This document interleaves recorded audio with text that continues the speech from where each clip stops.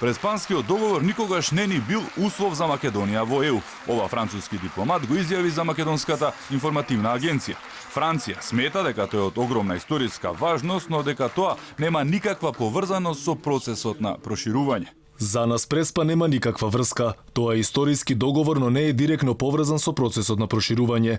Важен договор е и потребен, но не треба да се очекува дека тој ќе го одблокира процесот на проширување. Конкретно, главните македонски проблеми за Франција се во владењето на правото и СЈ, кое дури и да се реши до состанокот на министри идниот вторник, официјален Париз ќе го блокира датумот за Македонија. Со овој став, Франција оди во Луксембург.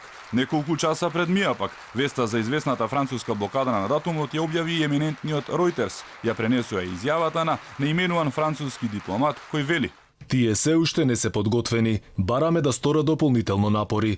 Преговорите не може да бидат отворени во октомври 2019, ние ќе мораме да ја разгледаме ситуацијата некаде во 2020 година. Контра новите моменти и тврдењата на француските дипломати дека Преспанскиот договор нема врска со проширувањето и патот кон ЕУ, нивниот председател Емануел Макрон во видео порака за подршка на референдумот датирана на 22 септември 2018 тврдеше нешто сосема спротивно. Сметам дека истиот има централно место во плановите за иднината на земјата. Тој е и суштината на амбициите за вашата младина и на тоа што може да го направиме заедно во годините што следат. Така пред една година говореше Макрон, а денеска францускиот амбасадор Кристијан Тимоние ни порача да не се фокусираме на датумот, туку на реформите.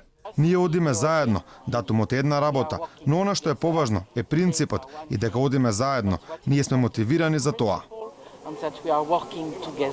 И додека Франција очигледно, согласно потребите на нивната надворешна политика, го менува ставот околу важноста на Преспанскиот договор и сега без ракавици, преку дипломатски брифинзи, вели дека тој нема директна врска со влезот во ЕУ, вадата на Заев и натаму промената на името, уставот и историјата која е во тек, ги оправдува токму со влезот во ЕУ и НАТО, кои не се остваруваат според најавените датуми, па дури и години.